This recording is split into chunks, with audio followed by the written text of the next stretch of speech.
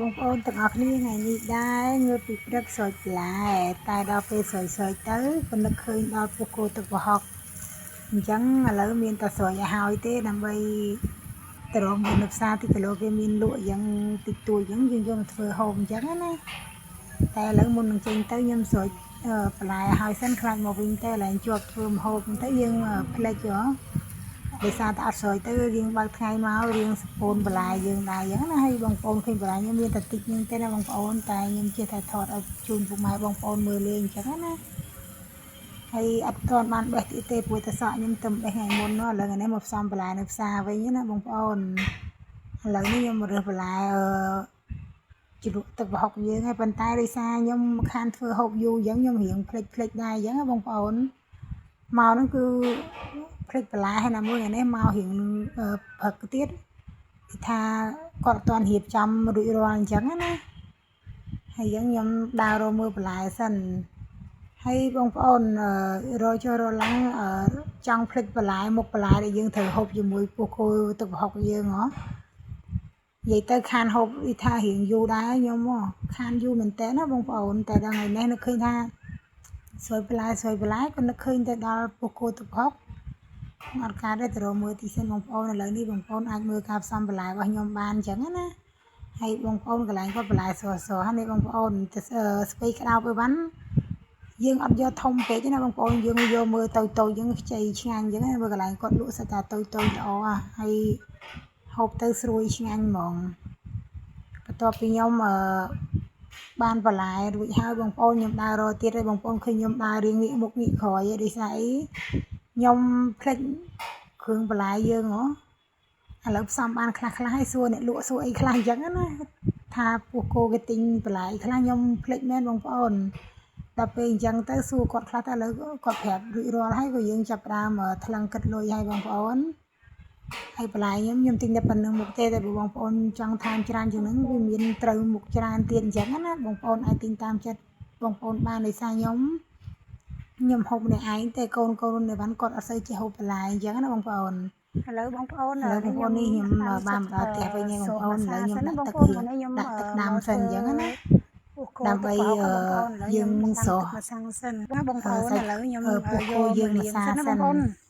ព្រោះយើងអាចយកមកដល់យើងដាក់ស្ងោរយកសម្រាប់ម្ដងហើយបងប្អូនអញ្ចឹងខ្ញុំចាប់ផ្ដើមយកសាច់យកអីមកលាងអញ្ចឹងទៅយើងលាងម្សៅសិនគាត់ឲ្យយើងចាក់លាងដែលយើងទិញពីកន្លែងគេមកអញ្ចឹងឲ្យស្អាតតិចសិនអញ្ចឹងបងប្អូនលាងអញ្ចឹងទៅឲ្យបន្ទាប់មកចាំយើងស្រង់ទុកសិននេះយើងអត់ទាន់សម្រាប់ទេបងប្អូនពីផ្សារមកមិនអញ្ចឹងតែពេលយើងលាងរួចយើងរៀងច្បាច់អំបិលអីទៀតសិនអញ្ចឹងណា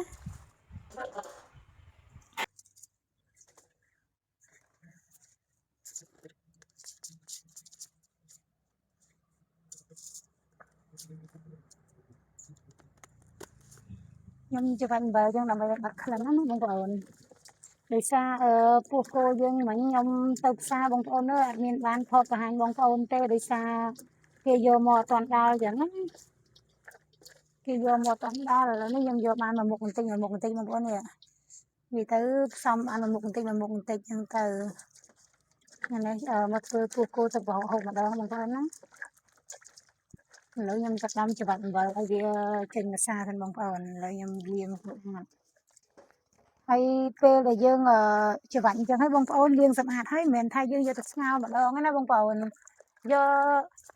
ងយកទៅច្រោះម្សៅសិន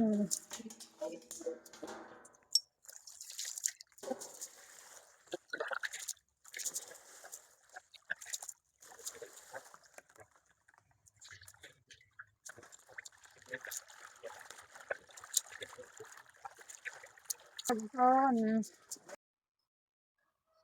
នេះបងប្អូនឥឡូវខ្ញុំដាំទឹកស្រុំសាសិននេះខ្ញុំដាក់គុលខេដូចយើងស្ងោរដែរអញ្ចឹងណា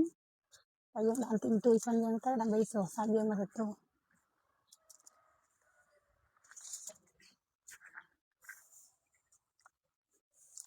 ខ្ញុំស្រស់ចោលម្សៅសិន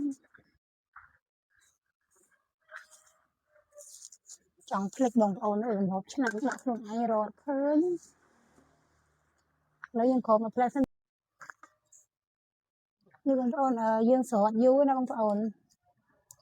សោះមកសាយើងទៅនេះដូចសានេះបងប្អូនមើលឃើញចេញទឹកខ្មៅអញ្ចឹងណាហ្នឹងយើងស្រោចចោលមកសាតែយើងដាក់លឹកក្រូចលឹកគ្រៃអីវ៉ាន់ដូចគ្នាដើម្បីកាត់អញ្ចឹងណាឥឡូវខ្ញុំស្រង់សិនបងប្អូន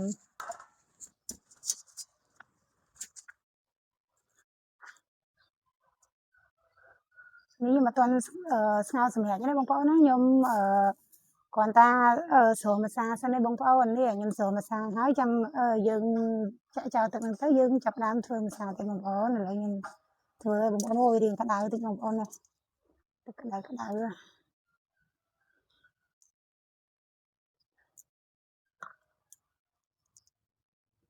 ឡូវបងប្អូនអើយរកកញ្ចប់អត់ឃើញទេបានកូនកញ្ចប់មកនេះ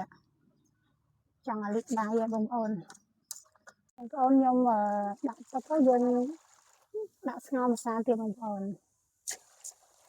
អញ្ចឹងខ្ញុំដាក់ឲ្យរៀងច្រើនទៀតព្រោះខ្ញុំមកងាស់រៀងយូរដែរថាអត់ផុយអញ្ចឹងខ្ញុំដាក់ទៅកន្លះឆ្នាំអញ្ចឹងទៅតែសាច់ហ្នឹងបងប្អូនយកទៅលាងពេលយើងស្ងោរម្ដងហើយបងប្អូនយកទៅលាងពី3ទឹកសិនអញ្ចឹងបងប្អូនចាំយើងយកមកស្ងោរទៀតប៉ុន្តែខ្ញុំអត់បានបង្ហាញពុកម៉ែបងប្អូនពេលលាងអញ្ចឹងខ្ញុំកាត់យកត្រឹមនេះមកណាបងប្អូនយ៉ាងបងប្អូនដាក់វាឲ្យរៀងបងប្អូនឥឡូវបន្ទាប់ពីទឹកយើងរៀងក្តៅតិចហើយខ្ញុំចាក់សាច់ស្ងោរម្សាទៀតនេះបងប្អូនស្ងោរជាលើកទី2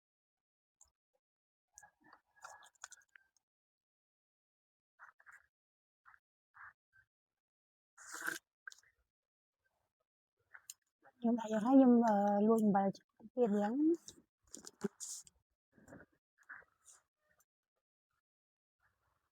អញ្ចឹងខ្ញុំមកងាស់បងប្អូនអានេះវាថាយើងទុកឲ្យវាឆ្អិនណាឥឡូវបងប្អូនបន្ទាប់ពីខ្ញុំដាក់សាច់ស្ងោរហើយអស់ខ្ញុំចាប់ផ្ដើមមកធ្វើគ្រឿងទឹកជ្រលក់ណាបងប្អូនឥឡូវគ្រឿងទឹកជ្រលក់ខ្ញុំទឹកប្រហុកខ្ញុំឥឡូវសំខាន់បំផុតគឺប្រហុកបងប្អូនបន្ទាប់មកមានទឹកដោះគោខាប់គល់ឆ្មាសណ្តែកដីហើយខ្ទឹមបន្តិចបន្តួចហើយនេះគល់ស្លឹកគ្រៃយើងសម្រាប់យើងច្បល់អញ្ចឹងណាបងប្អូនទឹកប្រហុករបស់យើងសម្រាប់ហូបជាមួយសាច់គោអញ្ចឹងណា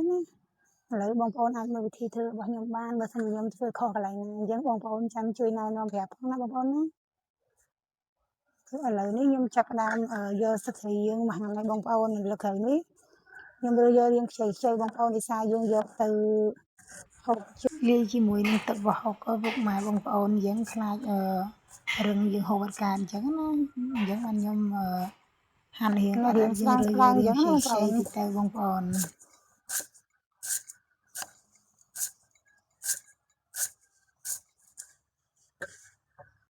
បងប្អូនលក្ខីនេះពេលដែលខ្ញុំហាន់ហើយវារៀងរឹងណាបងប្អូននេះអញ្ចឹងយើងយកធ្វើទឹកជ្រលក់ទៅព្រោះយើងហូបព្រឹងឥឡូវខ្ញុំច្របាច់អំបិលលក្ខីនេះតិចសិនដើម្បីឲ្យស្លឹកគ្រៃយើងរៀងទន់ណាបងប្អូនអាចធ្វើវិធីនោះបានដើម្បីស្លឹកគ្រៃយើងរៀងទន់តិចទៅយើងដាក់មួយទឹកជ្រលក់យើងអត់មានរឹងទេធានាបងប្អូនយើងច្របាច់ឲ្យរៀងខ្លាំងបងប្អូនអំបិលយើងឲ្យចូលជាមួយលក្ខីសិនហើយចាំយើងយកទៅលាងចោលឲ្យស្អាតទៅចាំយើងយកមកលាយជាមួយនឹងគ្រឿងយើងវិញអញ្ចឹងណាបងប្អូនឥឡូវពុកម៉ែបងប្អូនបន្ទាប់ពីស្លឹកគ្រៃខ្ញុំខ្ញុំច្របាច់អំបិលហើយខ្ញុំលាងសម្អាតរួចរាល់ហើយបងប្អូនខ្ញុំចាប់ផ្ដើមផ្សំគ្រឿងហើយបងប្អូនណាឥ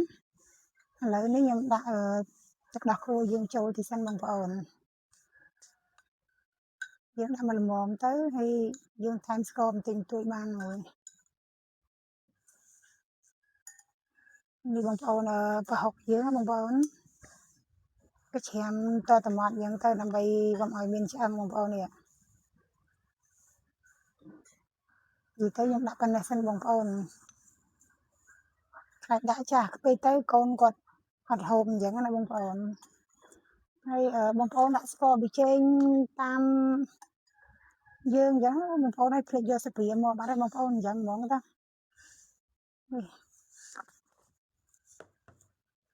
ប៊ីចេងបងប្អូនបន្ទាប់មកមិនយើងដាក់ទឹកដោះគោណាបងប្អូនអញ្ចឹងយើងលួយស្ករបន្តិចទៀតអញ្ចឹងណាបងប្អូនវិធីរាល់ហើយអញ្ចឹងយើងជ្រុំវាម្សាសិនឲ្យប្រហុកយើងចូលជាមួយនឹងស្លឹកគ្រៃនឹងគ្រឿងយើងសិនណាចាំយើងបន្ថែមគូឆ្មាសអណ្ដែតដីអីទៀតហ្នឹងទៅ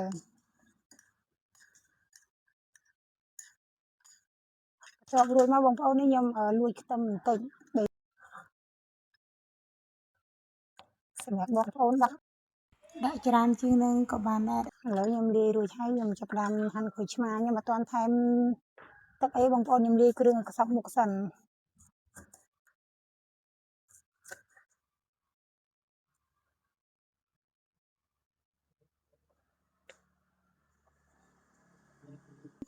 ហើយបងប្អូនក៏ពេលខ្លះក៏មិនថាចេះទាំងអស់ដែរបងប្អូនពេលខ្លះក៏មើលបងយើង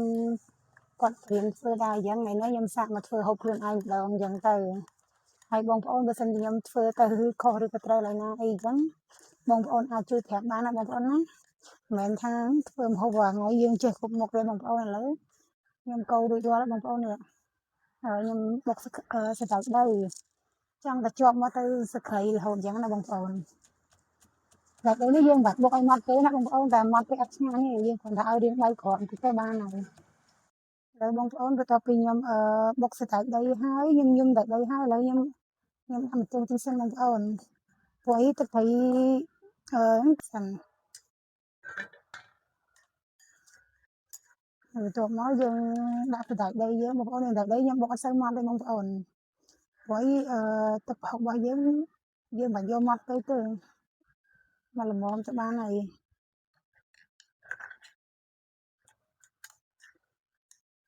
ខ្ញុំកូរចូលគ្នាស្នេះបងប្អូនហើយសណ្តែកដីយើងនៅ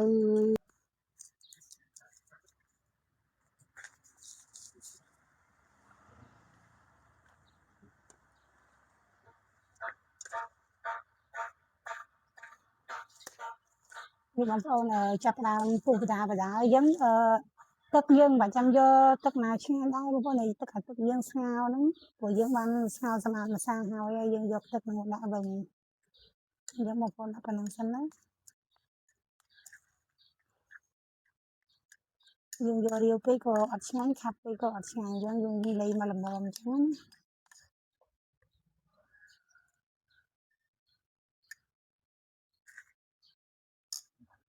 ខ្ញុំយកប៉ុណ្ណេះឥឡូវបងប្អូនបន្ទាប់ពីខ្ញុំស្ងោរសាច់រួចអីបង្ងាស់រួចរាល់ហើយធ្វើទឹកជ្រលក់រួចរាល់ហើយបងប្អូននេះទឹកជ្រលក់ខ្ញុំធ្វើរួចរាល់ហើយបន្ទាប់មកបានខ្ញុំចាប់ផ្ដើមមកធ្វើបន្លែណាបងប្អូនណានិយាយទៅបន្លែយើងនេះមាននៅផ្លូវបង្កើតបងប្អូនអញ្ចឹងខ្ញុំរៀបបន្លែសិនបងប្អូនណា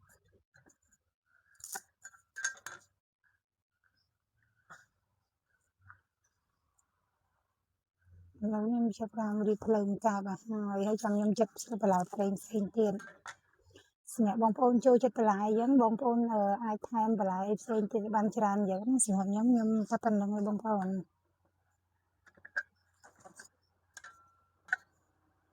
នេះក៏សក់របស់ខ្ញុំ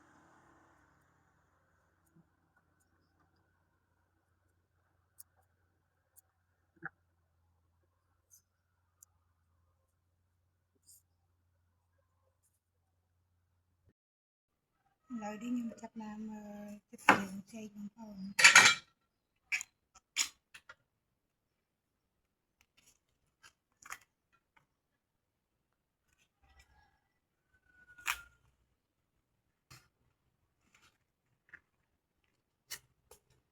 នេះបងប្អូនទៅយកចេកយើងចិត្តដាក់ទឹកយ៉ាងហើយដើម្បីកុំឲ្យខ្មៅ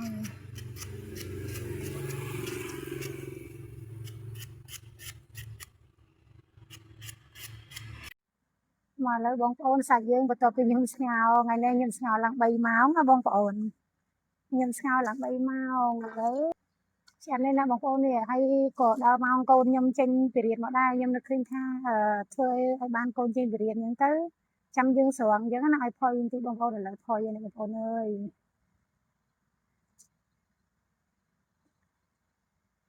មិនដែរបងប្អូននេះដាក់គ្រឿងអញ្ចឹងទៅបងប្អូនណាឡើងឈ្ងុយហ្មងណាឈ្ងុយគ្រឿងរបស់យើង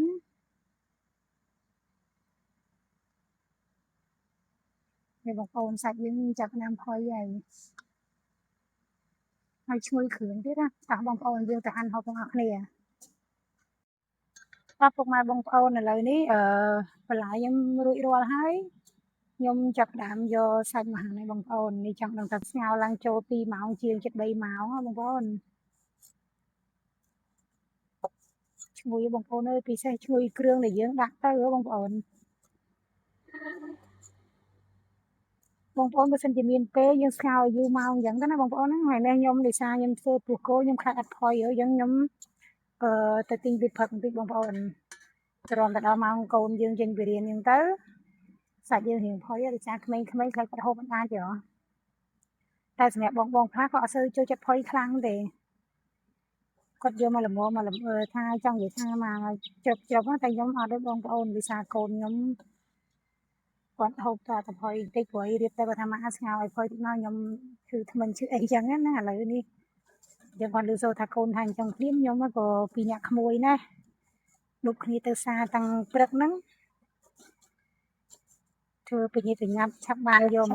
មកហូបពុកម៉ែបងប្អូនឥឡូវនេះរួចរាល់ហើយពុកម៉ែបងប្អូនមកហូបពោះគោទឹកផុកទាំងអស់គ្នាពុកម៉ែបងប្អូនហើយអត់មានអង្គុយទេណាពុកម៉ែបងប្អូនតែតាអង្គុយយើងទៅហូបអត់ឆ្ងាញ់ទេខ្ញុំសុខចិត្តឲ្យកូនក្មួយអង្គុយចុះខ្ញុំ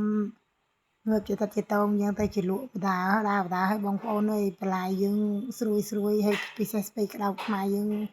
ខ្ចីល្អហើយបងប្អូនមើលតែមាត់ទៅដឹងហើយបងប្អូនបន្លែមកកញ្ឆែងហូបតែខ្ញុំទេកូនគេហូបតែសាក់អីតិចតួចអញ្ចឹងណាប៉ុន្តែពោះគោហ្នឹងបើសិនជាយើងអត់ប្រើបន្លែអញ្ចឹងទេអត់ឆ្ងាញ់ទេពុកម៉ែបងប្អូនព្រោះខ្ញុំអត់សូវចំណូលសាច់ដែរខ្ញុំដាក់បានតិចទេប៉ុន្តែខ្ញុំចូលចិត្តបន្លែហើយបងប្អូនសាអាចធ្វើហូបជុំគ្នាបានណាបងប្អូនអញ្ចឹងខ្ញុំអត់មានអីច្រើនទេពុកម៉ែបងប្អូនវីដេអូខ្ញុំមានតែប៉ុណ្្នឹងទេសូមឲ្យពុកម៉ែបងប្អូនសុខសប្បាយទាំងអស់គ្នាអញ្ចឹងណាពុកម៉ែបងប្អូនហើយនៅតែជួយគាំទ្រវីដេអូបងប្អូនរហូតអញ្ចឹងណាដើម្បីបងប្អូនមានវីដេអូចេញក្រោយទៀតហើយជម្រាបលាតែប៉ុណ្្នឹងឯងបងប្អូនអត់មានអីនិយាយទៀតទេមានតែប៉ុណ្្នឹងឯងអរគុណច្រើន